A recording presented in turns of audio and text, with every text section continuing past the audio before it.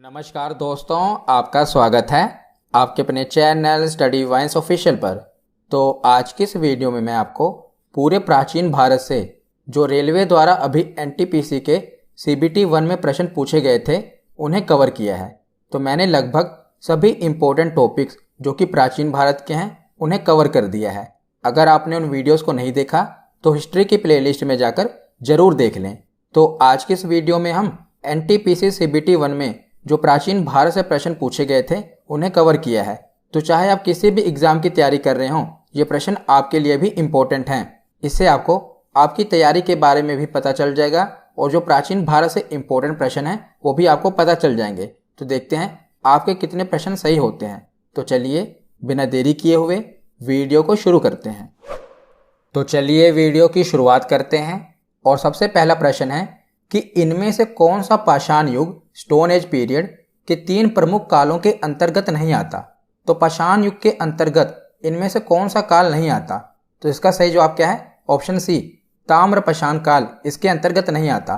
तो पाषाण युग के अंतर्गत पूरा पाषाण काल आता है, नव पाषाण काल आता है और मध्य पाषाण काल आता है। तो मैंने हिस्ट्री की पहले ही वीडियो में आपको ये पढ़ाया था। एक बार हम दोबारा रिवीजन भी कर लेते हैं जो मैंने आपको बताया था।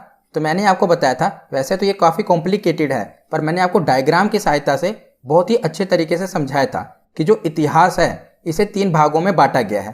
प्राग ऐतिहासिक काल जिसे प्री हिस्टोरिक पीरियड कहते हैं, उसके बाद है आद्य ऐतिहासिक काल जिसे प्रोटो हिस्ट्री पीरियड कहते हैं और तीसरा है ऐतिहासिक काल जिसे हिस्टोरिक पीरियड कहते हैं। तो प्राग ऐतिहासिक काल का मतलब क्या है? तो इस काल में मानव किसी लिपि और लेखन कला से परिचित नहीं था, तो उस इतिहास को हमने प्राग ऐतिहासिक काल के अंदर रख दिया।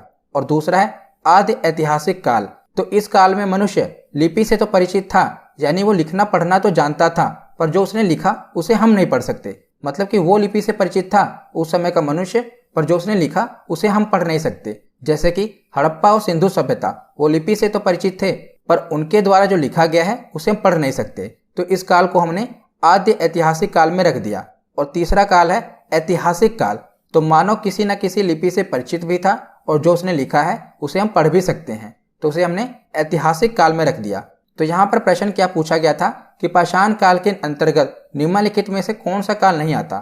तो देखिए, जो प्राग ऐतिहासिक काल है ना, इसके आगे 2 भाग हैं, पाषाण काल और ताम्र काल। क्योंकि ये बहुत ही बड़ा काल है, बहुत ही बड़ा पीरियड है इतिहास का, इसीलिए पाषाण काल को भी 3 भागों में बांटा गया है, पूरा पाषाण काल, मध्य पाषाण काल और नव पाषाण काल। तो यही आपसे पूछा गया था कि पाषाण काल के अंतर्गत कौन सा काल नहीं आता। तो देखिए, पूरा पाषाण काल भी आता है, मध्य पाषाण काल भी आता है और नव पाषाण काल भी आता है। पर जो ताम्र काल है ये प्राग ऐतिहासिक काल के अंदर आता है, ना कि पाषाण काल के अंदर। तो आशा करता हूँ आपको ये पूरा डायग्राम समझ में आ गया होगा और आपको समझ में आ गया होगा कि इतिहास को किस प्रकार बांटा गया है और कौन कौन से काल किसके अंतर्गत आते हैं। तो अगला प्रश्न देखते हैं कि भीमबेटका की गुफाओं की खोज कब हुई थी। तो भीमबेटका की गुफाओं पर बहुत से प्रश्न बने हैं। तो इसकी खोज हुई थी 1957-58 में। तो ये एनटीपीसी में पूछा गया है 14 मार्च 2021 को। तो सन पूछ लिया उसने कि बताइए इसकी खोज कब हुई थी। तो 1957 और 58 में भीमबेटका की गुफाओं की खोज हुई थी। तो जो भीमबेटका की गुफाएं हैं ये भारत के मध्य प्रदेश के रायसेन जिले में स्थित हैं। तो ये भी इंपॉर्टेंट है कि जो भीमबेटका की गुफाएं हैं ये है कहाँ पर। तो ये मध्य प्रदेश के रायसेन जिले में स्थित हैं और ये गुफाएं चारों तरफ से विंध्य पर्वतमालाओं से घिरी हुई हैं और यह एक पूरा पाषाणी गुफा आवास है जिसकी निरंतरता मध्य ऐतिहासिक काल तक रही। और इसकी खोज किसने की थी? तो ये भी इंपॉर्टेंट है, ये एसएससी के एग्जाम में पूछा गया था कि भीमबेटका गुफाओं की खोज किसने की थी। तो डॉक्टर विष्णु श्रीधर वाकनकर के द्वारा 1957-58 में भीमबेटका गुफाओं की खोज की गई थी और वर्ष 2003 में इन्हें यूनेस्को की लिस्ट में शामिल कर लिया गया। तो यूनेस्को के ऊपर मैंने वीडियो बनाई हुई है, उसमें जितने भी भारत के विरासत स्थल हैं जिन्हें यूनेस्को की लिस्ट में शामिल किया गया है उसे मैंने कवर किया है और बहुत ही अच्छे तरीके से वहाँ पर मैंने समझाया है। तो आपने वो वीडियो नहीं देखी तो यूनेस्को वाली वीडियो जरूर देख लेना। उसके बाद अगला प्रश्न देखते हैं कि भीमबेटका के शिलाश्रय निम्नलिखित में से किसके लिए प्रसिद्ध हैं। तो ये हमने पीछे पढ़ा ना गुफाओं के बारे में, तो ये किसके लिए प्रसिद्ध हैं ये आपको बताना है। तो इसका सही जवाब है ऑप्शन डी। तो भारतीय उपमहाद्वीप पर मानव जीवन के प्राचीनतम चिन्हों की वजह से ये प्रसिद्ध हैं भीमबेटका की गुफाएं। आपको पता होना चाहिए। उसके बाद देखते हैं तो निम्नलिखित में से कौन सा मानव गतिविधियों एवं सभ्यता के प्राग ऐतिहासिक काल का सही काल अनुक्रम है। तो आपको बताना है कि प्राग ऐतिहासिक काल का सही काल अनुक्रम कौन सा है। तो देखिए, पूरा पाषाण काल, उसके बाद आता है मध्य पाषाण काल, उसके बाद आता है नव पाषाण काल। तो इसका सही जवाब क्या है? Option A. हमने पढ़ा था ना कि पाषाण काल के अंदर कौन सा आता है? सबसे पहले है पूरा पाषाण काल, बीच में आता है मध्य पाषाण काल, फिर आता है नव पाषाण काल। तो ऑप्शन ए इसका सही जवाब है। उसके बाद अगला प्रश्न है कि धोलावीरा ये किस राज्य में स्थित है?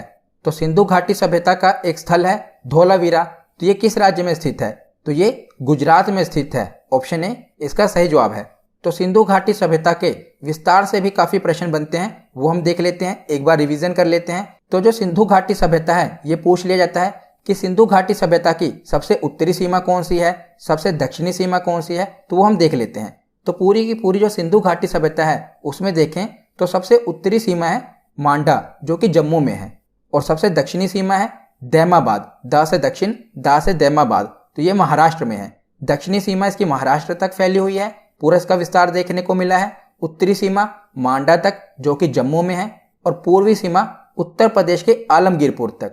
और बात करें पश्चिमी सीमा की तो ये वर्तमान में पाकिस्तान में है, सुतका गैंडोर जो कि बलूचिस्तान में आता है। तो ये आपको याद रखना है, ये सिंधु घाटी सभ्यता का विस्तार है। तो अगर हम इसे मैप में देखें तो जिसका विस्तार है ये त्रिभुजाकार है। ये भी कई बार एग्जाम में पूछा गया है कि सिंधु घाटी सभ्यता की आकृति, जो इसका विस्तार है उसकी आकृति किस प्रकार है, तो ये त्रिभुजाकार है। हमने सीमा देख ली, उत्तर में मांडा, दक्षिण में दैमाबाद, पूर्व में आलमगीरपुर और पश्चिम में सूतका गैंडोर। उसके बाद देखते हैं वर्ष 1920-21 के आसपास किस नदी के किनारे खुदाई के दौरान हड़प्पा शहर मिला था? तो हड़प्पा शहर किस नदी के किनारे मिला था? तो इसका सही जवाब क्या है? तो इसका सही जवाब है ऑप्शन डी, रावी नदी के किनारे हड़प्पा शहर मिला था। तो हड़प्पा शहर के बारे में पढ़ लेते हैं। तो इसकी खुदाई 1921 में हुई थी। तो हड़प्पा शहर 1921 में मिला था। तो इसकी खुदाई दयाराम साहनी ने 1921 में की थी, और ये रावी नदी के तट पर जो कि वर्तमान में पाकिस्तान में स्थित है, वहां पर हड़प्पा शहर की खोज हुई थी। तो यहाँ पर निम्नलिखित वस्तुएं मिली हैं। तो हड़प्पा शहर से जो वस्तुएं मिली हैं वो आपसे एग्जाम में पूछी जाती हैं। तो देखिए, यहाँ पर श्रमिक आवास मिला था, अन्नागार मिला था, लकड़ी का ताबूत मिला था, और RH-37 कब्रिस्तान मिला था। तो RH-37 कब्रिस्तान और लकड़ी का ताबूत ये इंपॉर्टेंट है। ये कहाँ से मिला था? तो हड़प्पा से मिला था। और साथ में एक और ऐड कर लीजिएगा कि यहाँ पर नटराज की मूर्ति भी मिली थी। तो नटराज की मूर्ति कहाँ पर मिली थी? तो हड़प्पा में मिली थी। एक है नर्तकी की मूर्ति, वो मोहनजोदड़ो में मिली थी। वो भी मैं आपको आगे बताऊंगा कि जो कांसे की नर्तकी की मूर्ति थी वो मोहनजोदड़ो में मिली थी, पर जो नटराज की मूर्ति थी वो हड़प्पा में मिली थी। अगला प्रश्न है कि मृतकों का टीला है। तो मृतकों का टीला क्या है? तो मोहनजोदड़ो को मृतकों का टीला कहा जाता है। तो मोहनजोदड़ो का सिंधी भाषा में अर्थ है मृतकों का टीला। तो जो मोहनजोदड़ो है ये दुनिया का सबसे पुराना, नियोजित और उत्कृष्ट शहर माना जाता है। यह सिंधु घाटी सभ्यता का सबसे परिपक्व शहर है जो कि सिंधु नदी के दाएं किनारे लरकाना जिले में स्थित है। और इसकी खोज किसने की थी? तो इसकी खोज राखल दास बनर्जी ने 1922 में की थी। 1921 में हड़प्पा शहर की खोज हुई थी, और उसे अगले वर्ष 1922 में मोहनजोदड़ो की खोज हुई थी। याद रखिएगा। तो मृतकों का टीला किसे कहा गया है? तो मोहनजोदड़ो को मृतकों का टीला कहा गया है। अगला प्रश्न है कि मोहनजोदड़ो शब्द का अर्थ क्या है? तो देखिए, दोबारा रिपीट हुआ था। तो इस शब्द का अर्थ क्या है? मृतकों का टीला। ऑप्शन सी इसका सही जवाब है। तो मोहनजोदड़ो के बारे में पढ़ लेते हैं। तो मोहनजोदड़ो सभ्यता का उत्खनन 1922 ईस्वी में राखल दास बनर्जी ने किया था, और वर्तमान में यह सिंधु नदी के तट पर और पाकिस्तान के सिंध प्रांत में लरकाना जिले में है। तो ये वर्तमान में कहाँ पर है? पाकिस्तान के सिंध प्रांत में है मोहनजोदड़ो। तो मोहनजोदड़ो का अर्थ क्या है? मृतकों का टीला। ये तो हमने पीछे देख ही लिया। तो यहाँ पर कौन कौन सी वस्तुएं मिली थी वो भी हम देख लेते हैं। तो मोहनजोदड़ो से हमें पुरोहित आवास मिला था, अन्नागार मिला था, विशाल स्नानागृह मिला था, वहां पर एक घर में कुआं देखने को मिला था, आदि शिव भगवान की मूर्ति मिली थी, और कांसे की बनी नर्तकी की मूर्ति मिली थी। ये तो बहुत बार पूछा गया है। और सबसे चौड़ी सड़क भी हमें मोहनजोदड़ो में देखने को मिली थी। तो इसे मैंने आपको सिंधु घाटी सभ्यता वाली वीडियो में ट्रिक से याद कराया था। वहां पर अगर आपने देखा होगा तो आपको याद होगा। तो मोहनजोदड़ो में सबसे ज्यादा इंपॉर्टेंट क्या क्या है कि यहाँ पर घर में कुआं मिला था, विशाल स्नानागृह मिला था, और कांसे की बनी नर्तकी की मूर्ति और सबसे चौड़ी सड़क ये कहाँ पर देखने को मिली थी? तो मोहनजोदड़ो में देखने को मिली थी। इसकी खोज राखालदास बनर्जी ने 1922 ईस्वी में की थी। अगला प्रश्न है कि मोहनजोदड़ो कहाँ पर स्थित है? तो ये आपसे पूछ लिया गया कि बताइए कहाँ पर स्थित है। तो इससे कई सारे प्रश्न रिपीट हुए हैं, आप देख ही रहे हैं। पहले इसका अर्थ पूछा गया, अब पूछा गया है कि ये कहाँ पर स्थित है। तो मैंने अभी आपको बताया कि पाकिस्तान के सिंध प्रांत में स्थित है। तो ऑप्शन डी इसका सही जवाब होगा। अगला प्रश्न है कि सिंधु घाटी सभ्यता के निम्न में से किस स्थल को सबसे पहले खोजा गया था? तो बताइए सबसे पहले कौन सा स्थल खोजा गया था? तो सबसे पहले हड़प्पा को खोजा गया था। तो ऑप्शन बी इसका सही जवाब है। अगला प्रश्न है कि पत्थर की बनी नृत्य करते हुए पुरुष की मूर्ति नटराज किस स्थान पर पाई गई थी? तो मैंने अभी आपको बताया कि जो नटराज की मूर्ति थी ये कहाँ पर पाई गई थी? तो ये हड़प्पा में पाई गई थी। अगर आपसे पूछा जाता कि कांसे की नर्तकी की मूर्ति कहाँ पर पाई गई थी, तो वो मोहनजोदड़ो में पाई गई थी नर्तकी की मूर्ति। पर नटराज की मूर्ति ये कहाँ पर मिली थी? ये हड़प्पा में मिली थी। तो ऑप्शन सी इसका सही जवाब है। अगला प्रश्न है कि इनमें से कौन सा हड़प्पा स्थल गुजरात में पाया गया है? तो कौन सा हड़प्पा स्थल है जो कि गुजरात में पाया गया था? तो ये धोलावीरा है जो कि गुजरात में पाया गया है। तो हड़प्पा युगीन नगर धोलावीरा को यूनेस्को ने वैश्विक धरोहर की सूची में शामिल कर लिया है और यह गुजरात के रन ऑफ कच्छ में खादिर बेट द्वीप पर स्थित है धोलावीरा। और यह वैश्विक धरोहर की सूची में यानी कि यूनेस्को की लिस्ट में जगह बनाने वाला गुजरात का चौथा जबकि भारत का 40वां स्थल है और इसकी खोज 1968 में जगतपति जोशी ने की थी, याद रखिएगा। तो धोलावीरा कहाँ पर है? ये गुजरात में है। उसके बाद अगला प्रश्न है कि निम्नलिखित में से कौन सा स्थल सिंधु घाटी सभ्यता का हिस्सा नहीं है? तो आपको ये बताना है कि सिंधु घाटी सभ्यता का हिस्सा कौन सा नहीं है। तो मोहनजोदड़ो ये भी सिंधु घाटी सभ्यता का हिस्सा है, हड़प्पा भी है और लोथल भी है। पर उरुक ये सिंधु घाटी सभ्यता का हिस्सा नहीं है, ये मेसोपोटामिया की सभ्यता थी उसका हिस्सा था। तो ऑप्शन डी इसका सही जवाब होगा। अगला प्रश्न है कि पुरातात्विक स्थल सुरकोटदा ये किस राज्य में स्थित है? तो सुरकोटदा भी किस राज्य में स्थित है? ये भी गुजरात में ही स्थित है। तो एक बार देख लेते हैं कि कौन कौन से स्थल कहाँ पर स्थित हैं। तो धोलावीरा, लोथल, रंगपुर और सुरकोटदा ये चारों ही स्थल गुजरात में स्थित हैं। आलमगीरपुर ये उत्तर प्रदेश में स्थित है। कालीबंगा ये राजस्थान में स्थित है। मांडा जम्मू कश्मीर में, दैमाबाद महाराष्ट्र में और रोपड़ ये पंजाब में स्थित है। तो ये सिंधु घाटी सभ्यता के स्थल हैं जो मैंने आपको बता दिए। सर्वाधिक आप देख रहे हैं धोलावीरा हो गया, लोथल हो गया, रंगपुर और सुरकोटदा ये कहाँ पर हैं? तो ये गुजरात में है। उसके बाद अगला प्रश्न देखते हैं कि हड़प्पा के लोग निम्नलिखित भगवान में से किसकी पूजा नहीं करते थे? तो भगवान शिव की, विष्णु की, कबूतर की या स्वास्तिक की किसकी पूजा नहीं की जाती थी हड़प्पा कालीन लोगों के द्वारा? तो इसमें सही जवाब क्या है? ऑप्शन बी भगवान विष्णु के पूजा के प्रमाण हड़प्पा कालीन सभ्यता में देखने को नहीं मिले हैं। तो किसकी पूजा देखने को मिली है? तो मोहनजोदड़ो की एक मुहर पर स्वास्तिक चिन्ह देखने को मिला है, जहां से यह पता चला है कि स्वास्तिक चिन्ह में उनकी आस्था थी। और एक त्रिमुखी पुरुष को सिंहासन पर योग मुद्रा में बैठे दिखाया गया है जिसे शिव का आदि रूप माना जाता है। और इसके दाएं तरफ हाथी एवं बाघ तथा बाएं तरफ गैंडा एवं भैंसों का अंकन है। और हड़प्पा सभ्यता के लोग धरती को उर्वरता की देवी मानकर उसकी भी पूजा करते थे। पशु, पक्षी, जल, वृक्ष, सांप, अग्नि आदि की पूजा भी हड़प्पा सभ्यता के लोगों के द्वारा की जाती थी। पर हड़प्पा सभ्यता के लोग भगवान विष्णु की पूजा नहीं करते थे, मतलब कि इसके प्रमाण देखने को नहीं मिले हैं। तो भगवान विष्णु की पूजा हड़प्पा कालीन लोगों के द्वारा नहीं की जाती थी। उसके बाद अगला प्रश्न है कि सबसे पुराना वेद है, तो सबसे पुराना वेद कौन सा है? तो यह ऋग्वेद, बहुत ही इंपॉर्टेंट है, याद रखिएगा। ऋग्वेद सबसे पुराना वेद है। तो ऋग्वेद के बारे में थोड़ा देख लेते हैं। तो कुल कितने वेद हैं? 4 वेद, ऋग्वेद, यजुर्वेद, अथर्ववेद और सामवेद। उसमें से सबसे प्राचीन वेद है ऋग्वेद। तो ऋग्वेद सबसे प्राचीन वेद है। इसमें 10 मंडल, 1028 सूक्त और 10,462 ऋचाएं हैं। और ऋग्वेद के तीसरे मंडल में गायत्री मंत्र भी है। तो जो गायत्री मंत्र है ये ऋग्वेद से ही लिया गया है। और ऋग्वेद में स्तोत्र एवं प्रार्थनाओं का संचय है। तो ऋग्वेद में क्या है? स्तोत्र और प्रार्थनाओं का संचय। तो जो ऋग्वेद है इसमें कुल मंत्रों की संख्या है, जो अभी मैंने ऊपर पढ़ा ना, 10,462 ऋचाएं हैं यानी कि मंत्र हैं। तो टोटल मंत्र देखा जाए तो 10,580 हैं, पर इसमें से 118 मंत्रों को दोहराया गया है। इसीलिए मूल मंत्रों की संख्या है 10,462।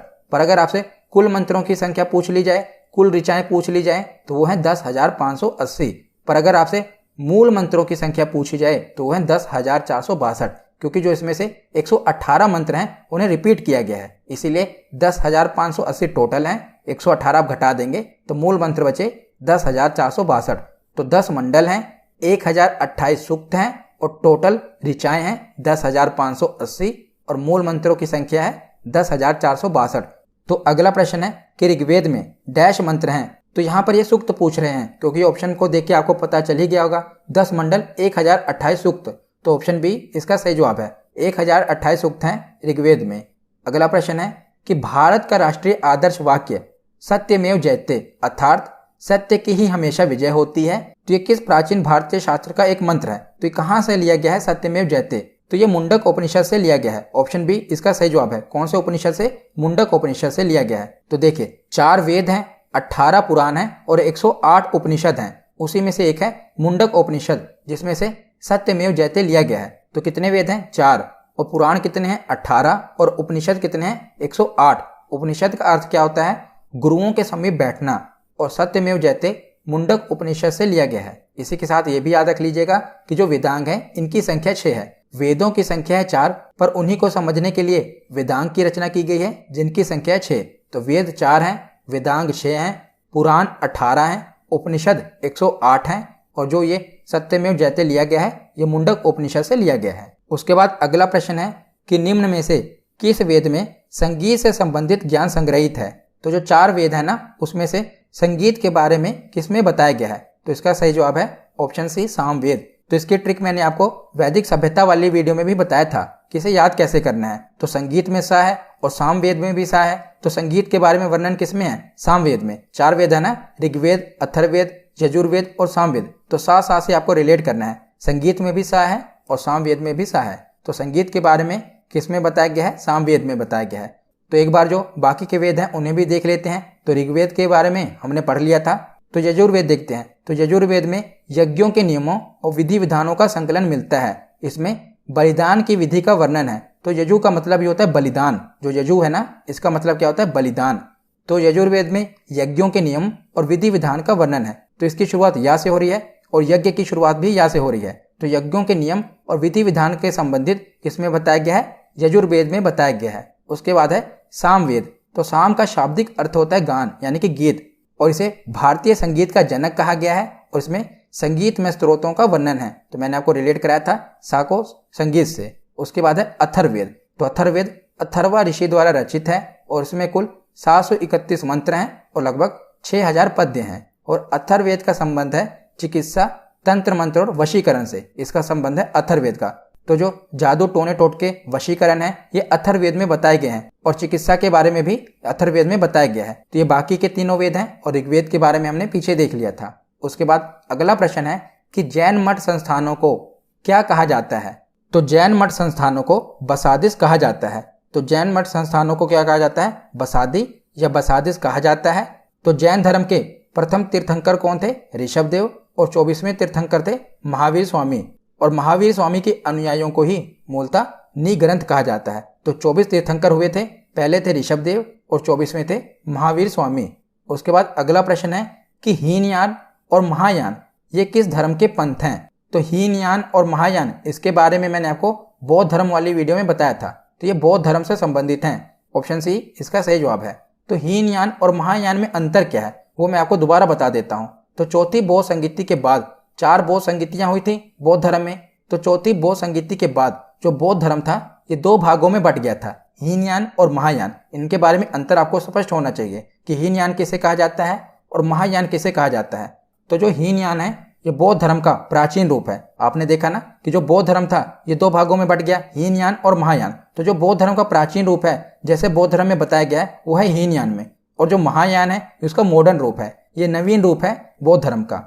हीनयान ये कठोर मार्ग है, इसके द्वारा कम लोग निर्वाण की प्राप्ति कर सकते हैं। जो महायान है ये सरल मार्ग है, इसके द्वारा अधिक लोग निर्वाण की प्राप्ति कर सकते हैं। और जो हीनयान है ये बुद्ध को अलौकिक गुण वाला सामान्य पुरुष मानते हैं, पर जो महायान है ये बुद्ध को भगवान मानते हैं। उसके बाद देखते हैं जो हीनयान है ये बुद्ध के प्रतीकों की पूजा करते हैं, पर जो महायान है ये बुद्ध की मूर्ति की पूजा करते हैं। तो महायान मॉडर्न वाले हैं, ये बुद्ध की मूर्ति की पूजा करते हैं, और हीनयान जो बुद्ध के प्रतीक है ना उनकी पूजा करते हैं। और हीनयान वाले जो इनके ग्रंथ हैं वो पाली भाषा में रचे गए हैं और महायान वाले ग्रंथ ये संस्कृत भाषा में रचे गए हैं। हीनयान वाले ये कर्म एवं धर्म में विश्वास करते हैं, महायान वाले ये परोपकार में विश्वास करते हैं। इसमें बौद्धिस्तव का आदर्श ग्रहण किया है जो दूसरों का कल्याण करते हैं, मतलब कि दूसरों की भलाई पर विश्वास करते हैं। तो जो हीनयान वाले हैं इनका प्रचार प्रसार लंका, म्यांमार, थाईलैंड, कंबोडिया आदि देशों में देखने को मिला है। और जो महायान वाले हैं इनका प्रचार प्रसार चीन, तिब्बत, जापान, कोरिया आदि देशों में देखने को मिला है। कई बार एग्जाम में पूछा गया है कि जो चीन में बौद्ध धर्म की कौन सी शाखा है, हीनयान या महायान? तो महायान वाली शाखा है चीन में। चीन हो गया, तिब्बत हो गया, ऊपर वाला भाग जो जापान, कोरिया इन देशों में महायान का प्रचार प्रसार है। और भारत के दक्षिण में देखा जाए तो लंका हो गया, म्यांमार, थाईलैंड, कंबोडिया, यहाँ पर हीनयान वाली शाखा का प्रचार प्रसार है, आपको याद होना चाहिए। उसके बाद अगला प्रश्न है कि विनय और सुत्त पिटक इनमें से किसकी शिक्षाओं के संकलन हैं? तो इसमें से किसकी शिक्षाओं के संकलन है? तो ये गौतम बुद्ध, महात्मा बुद्ध की शिक्षाओं के संकलन है सुत्त पिटक और विनय पिटक में। तो देखिए 3 पिटक हैं जिन्हें त्रिपिटक कहा जाता है, जिन्हें बौद्ध धर्म में सबसे ज्यादा महत्वपूर्ण माना जाता है। एक है विनय पिटक, इसमें संघ संबंधी नियम तथा आचार की शिक्षाएं हैं, मतलब कि जो बौद्ध भिक्षु हैं उनके आचार और अनुशासन के बारे में वर्णन किसमें है? विनय पिटक में है। दूसरा है सुत्त पिटक, इसमें जो धार्मिक सिद्धांत दिए गए थे महात्मा बुद्ध के द्वारा उनका संकलन है। और तीसरा है अभिधम्म पिटक, जिसमें दार्शनिक सिद्धांत दिए गए थे। धार्मिक सिद्धांत सुत्त पिटक में है, दार्शनिक सिद्धांत अभिधम्म पिटक में है। और विनय पिटक में क्या है कि जो बौद्ध भिक्षु हैं उनका आचरण कैसा होना चाहिए, उनके नियम और अनुशासन के बारे में विनय पिटक में बताया गया है। तो ये प्रश्न कई बार पूछे गए हैं कि विनय पिटक में क्या है, सुत्त पिटक में क्या है और अभिधम्म पिटक में क्या है। अभी आगे आप देखेंगे। तो अगला प्रश्न है कि उस बौद्ध ग्रंथ का नाम बताइए जिनमें भिक्षुओं के लिए नियमों का उल्लेख है। तो मैंने अभी आपको बताया था ना, तो वो कौन सा पिटक है? विनय पिटक। विनय पिटक में भिक्षुओं के लिए नियमों और उनके अनुशासन का उल्लेख है। तो ऑप्शन बी इसका सही जवाब है। अगला प्रश्न है कि स्तूप क्यों बनाए गए थे? तो बौद्ध धर्मों में आप देखते हैं ना स्तूप बनाए जाते हैं, तो वो क्यों बनाए गए थे? तो इसका सही जवाब है ऑप्शन ए, पवित्र स्मृति चिन्ह रखने के लिए स्तूप बनाए गए थे बौद्ध धर्मों में। तो आगे हम देखते हैं। तो स्तूप निर्माण की परंपरा बहुत पुरानी है। वैदिक काल में ही शव समाधियों को मिट्टी के धुओं या टीलों के रूप में बनाया जाता था और इन्हीं शव समाधियों को स्तूपों का आदि प्रारूप माना जाता है। पहले इसका उद्देश्य मात्र अस्थि संचय था, पर बाद में इसका विकास पवित्र स्मृति चिन्ह के रूप में हुआ। और स्तूप निर्माण की परंपरा का वास्तविक इतिहास बौद्ध और जैन धर्मों के साथ शुरू होता है। जैसे कि आप देख रहे हैं, यह सांची का स्तूप जिसे किसके द्वारा बनवाया गया था? सम्राट अशोक के द्वारा बनाया गया था। तो स्तूप क्यों बनाए जाते हैं? तो पवित्र स्मृति चिन्ह रखने के लिए स्तूप बनाए जाते हैं। अगला प्रश्न देखते हैं कि 326 ईसा पूर्व में भारत पर आक्रमण करने के लिए सिकंदर ने सबसे पहले निम्नलिखित में से किस नदी को पार किया था? तो भारत पर आक्रमण करने के लिए सिकंदर ने सबसे पहले किस नदी को पार किया था? तो इसका सही जवाब है ऑप्शन ए, सिंधु नदी को सबसे पहले सिकंदर ने पार किया था।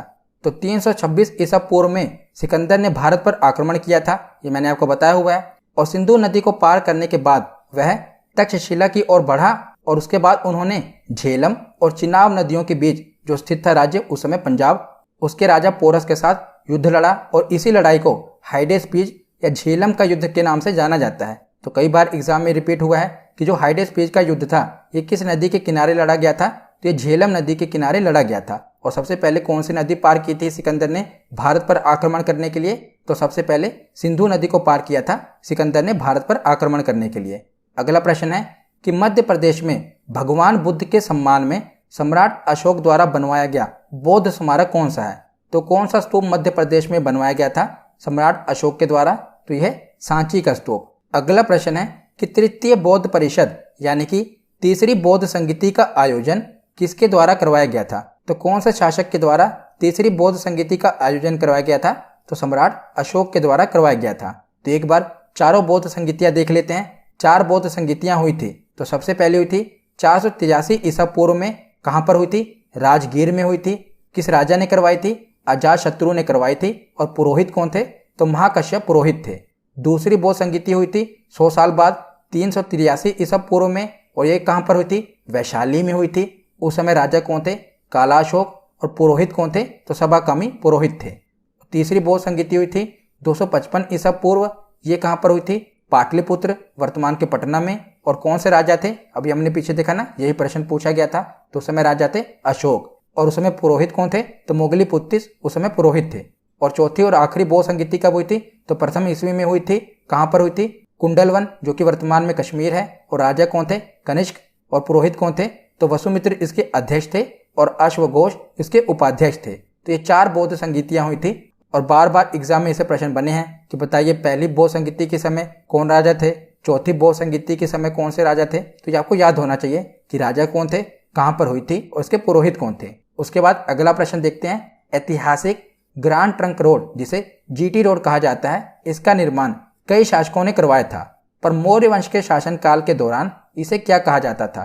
तो मौर्य वंश के शासन के दौरान जीटी रोड को उत्तरापथ कहा जाता था। ऑप्शन ए इसका सही जवाब है, उत्तरापथ कहा जाता था जीटी रोड को। अगला प्रश्न है कि चंद्रगुप्त मौर्य के गुरु कौन थे? तो चंद्रगुप्त मौर्य के गुरु थे चाणक्य, पर यहाँ पर ऑप्शन में चाणक्य नहीं दिया गया। तो चाणक्य का ही अन्य नाम था विष्णुगुप्त। ये मैंने आपको बताया हुआ है चंद्रगुप्त मौर्य वाली वीडियो में, वहां पर मैंने आपको बताया था कि चाणक्य को ही विष्णुगुप्त कहा जाता है। तो चंद्रगुप्त मौर्य के गुरु कौन थे? विष्णुगुप्त। ऑप्शन बी इसका सही जवाब है। अगला प्रश्न है कि निम्नलिखित में से कौन सी पुस्तक मेगास्थनीज ने लिखी है? तो मेगास्थनीज के द्वारा लिखी गई पुस्तक कौन सी है? इसका सही जवाब है इंडिका। जो भी प्राचीन पुस्तकें हैं ये रेलवे में बहुत पूछी गई हैं, तो एक बार देख लेते हैं। तो ये देखिए, ये 7 पुस्तकें कालिदास के द्वारा लिखी गई हैं। अभिज्ञान शकुंतलम, विक्रमोर्वशीयम, मालविका अग्निमित्रम, रघुवंश, कुमार संभव, मेघदूतम और ऋतु संहार, ये किसके द्वारा लिखी गई है? कालिदास के द्वारा। उसके बाद विशाखदत्त के द्वारा लिखी गई पुस्तकें हैं मुद्रा राक्षस और देवी चंद्रगुप्तम, जिसमें से मुद्रा राक्षस तो हर बार एग्जाम में रिपीट होती ही है। उसके बाद है मृक्षकटिकम, ये शूद्रक की रचना है। अमरकोश, ये अमर सिंह की रचना है। नाट्य शास्त्र, ये भरत मुनि की रचना है। कामसूत्र, ये वास्यायन की रचना है। पंचतंत्र, ये विष्णु शर्मा की रचना है। और नीतिसार, ये कामंदक की रचना है। तो ये जो भी प्राचीन पुस्तकें हैं एग्जाम में बहुत बार रिपीट हुई हैं, इसीलिए इनको एक बार देख लेना।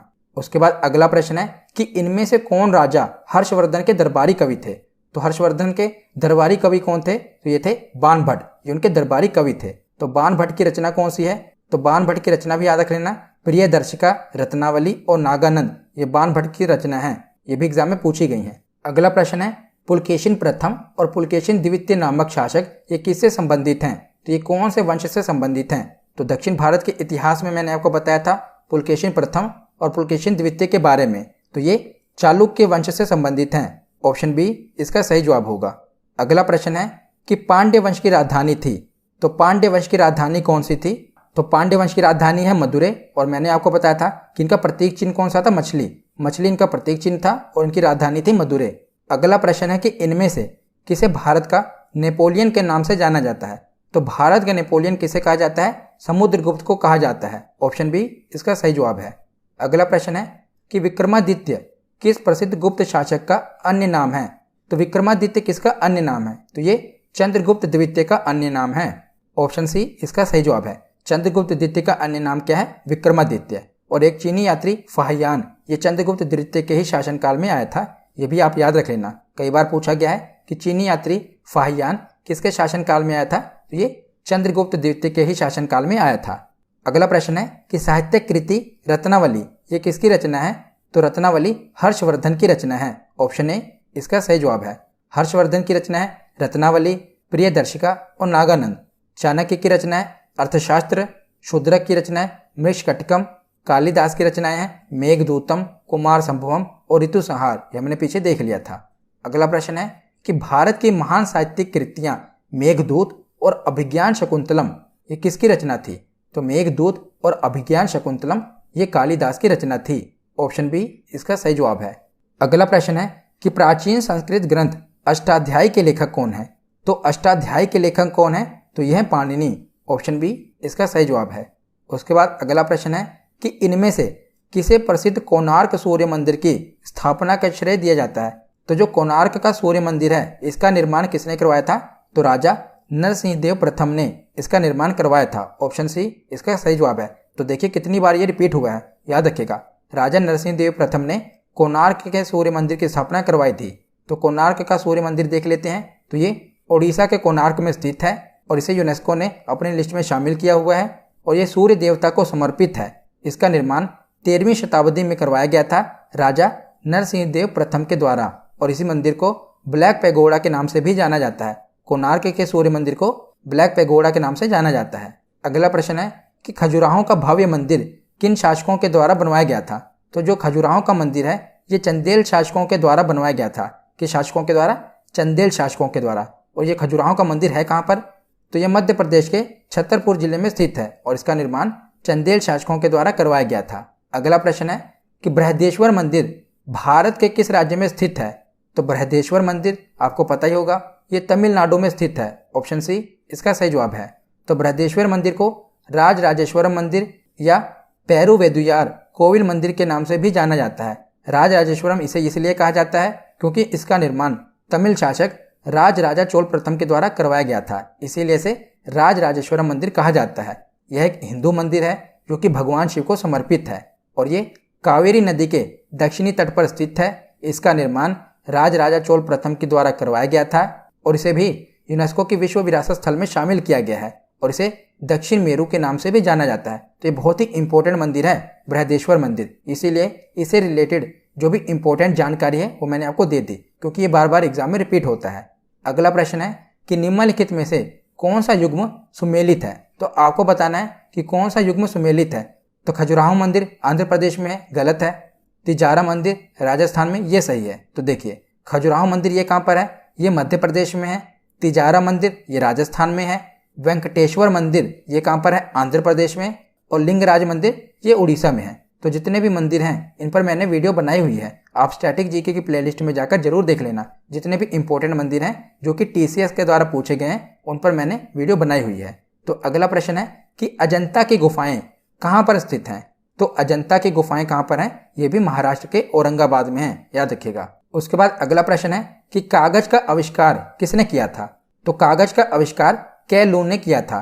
तो ऐसा माना जाता है कि चीन के कै लून ने 202 ईसा पूर्व में कागज का आविष्कार किया था और इन्होंने इसके लिए बांस व रेशम के टुकड़ों का उपयोग किया था। तो अगर आपसे देश पूछा जाए कि कागज का आविष्कार किस देश ने सबसे पहले किया था तो वो है चीन। अगर आपसे नाम पूछ लिया जाए तो उनका नाम है कै लून। अगला प्रश्न है कि भारत के किस राज्य को प्राचीन समय में कामरूप के नाम से जाना जाता था? तो कामरूप के नाम से असम को जाना जाता था। तो यहीं पर है ना माँ कामाख्या देवी का मंदिर, कामरूप से इसको जाना जाता था पहले। यहीं पर माँ कामाख्या देवी का मंदिर है जहाँ पर हर वर्ष अंबुबाची का मेला लगता है। तो इसका सही जवाब है असम। इसे पहले कामरूप के नाम से जाना जाता था। अगला प्रश्न है कि महाभारत के अनुसार भीम और हिडिंबा का पोता कौन था? तो अगर आपने महाभारत सीरियल देखा होगा तो आपको इसका जवाब पता होगा कि जो भीम और हिडिंबा का पोता था वो कौन था। तो जो भीम का बेटा था उसका नाम क्या था? घटोत्कच। तो जो घटोत्कच का बेटा था उसका नाम था बर्बरीक। ऑप्शन ए इसका सही जवाब है। तो देखिए तो भीम का बेटा था घटोत्कच और घटोत्कच का बेटा था बर्बरीक। तो आज का आखिरी प्रश्न है कि पद्मनाभ स्वामी मंदिर ये किस शहर में स्थित है? तो ये केरल के तिरुवनंतपुरम में। यह मंदिर केरल की संस्कृति एवं साहित्य का अनूठा संगम है। तो पद्मनाभ स्वामी मंदिर कहाँ पर है? तो ये केरल के तिरुवनंतपुरम में है। तो आज की ये वीडियो यहीं पर खत्म होती है। कैसी लगी ये वीडियो कमेंट सेक्शन में जरूर बताना। धन्यवाद।